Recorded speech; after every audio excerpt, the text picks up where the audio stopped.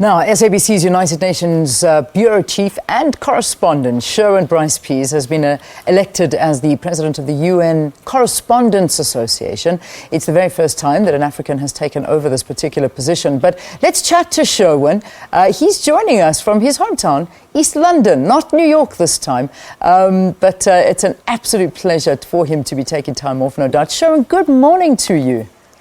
Hi, good morning, Leanne. I think the most exciting thing was that weather bulletin telling us all that we're going to be enjoying a hot Christmas. I mean, that's music to my ears.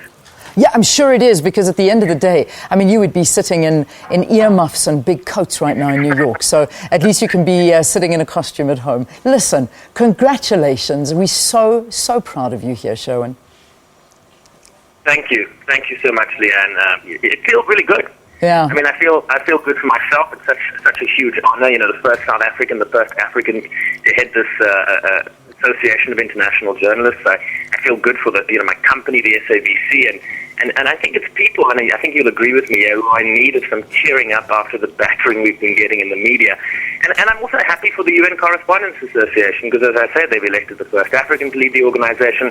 So a few feathers and a few caps, I think, and we can all hold our heads up high as we edge out 2016. Yeah, no doubt. Listen, talk to me a little bit about this UN Correspondents Association. What actually is it? What is it that your responsibilities are going to be?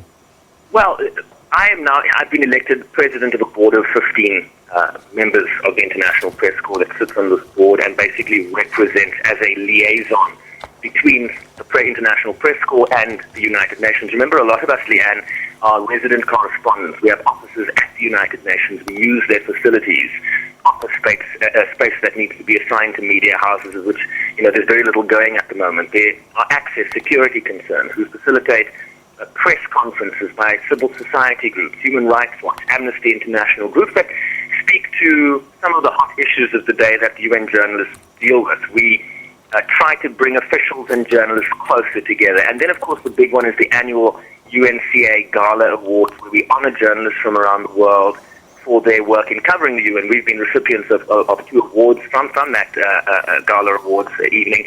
This year, for example, we honored Leonardo DiCaprio, who is a UN Goodwill Ambassador with our Global Citizen of the Year award, and so it's all that kind of planning that goes into it, and so we've already have a few ideas about who we want to honor next year, and I don't want to jinx it on national television. So fingers crossed, we'll be able to get someone doing really good work in the world, and someone many of us, normal plebs, wouldn't mind spending an evening with. Oh, I don't blame you. I wouldn't mind spending an evening with Leonardo DiCaprio. I mean, I saw that before the flood, I should say. What an incredible documentary. I mean, that really opened eyes and made us think. But I want to just talk about now, obviously, your interaction with the UN chief, because now we know Ban Ki-moon is leaving. This is basically his final couple of days. And then we've got Antonio Guterres, who's going to be coming in. Are you obviously going to be having quite a lot of time with him? Do you deal a lot with the UN chief? Absolutely. We are there to facilitate access not just to the UN chief. I mean, he's one peg in the wheel, if you like, keg in the wheel. But we are there to facilitate interactions between the media and various officials at different levels. The head of peacekeeping, the head of political affairs, the head of UN Women from Zilem Lambo. It's about bringing the officials that are in the hierarchy of the UN and are at the seat of power, if you will, closer to the journalists. There were a few, there's a bit of misinformation in some of the reports that we've been broadcasting on this. They say we want a bronze medal. We actually want a silver medal. Yes. We're not going to be inaugurated by the Secretary General. He's actually packing his bags and leaving New York. He's probably going to run for president of South Korea. But as you mentioned, Antonio Guterres is coming in. And for example, let me give you this example. We will have, the board of the UN Correspondents Association will have a sit-down lunch with the Secretary General and essentially his cabinet, where they will put their ideas on the table, tell us about what their needs are in terms of their agenda, and we will tell them about our agenda. I will make a short presentation to the Secretary General. He will then respond in kind, and then we'll have an off-the-record discussion about what our needs are.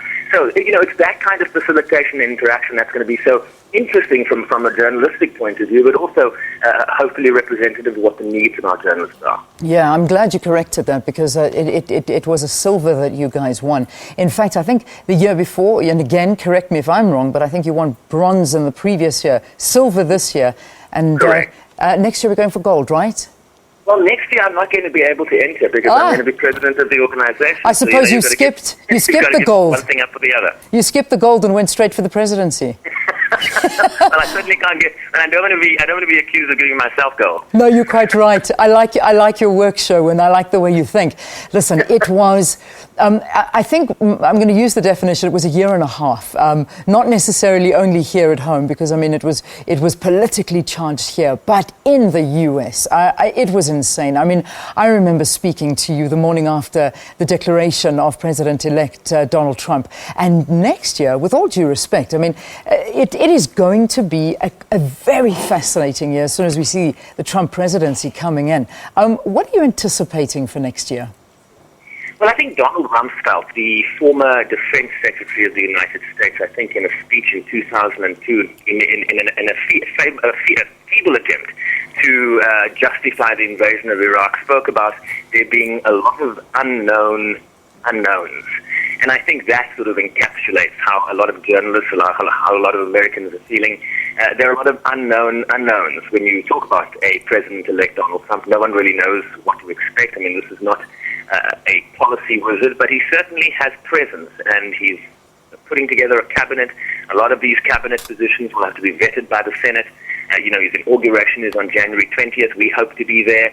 The very next day, there's going to be a massive women's march on Washington. They're expecting up to 1 million women who are probably going to march against with the things that Donald Trump has said and the things that he has stood for.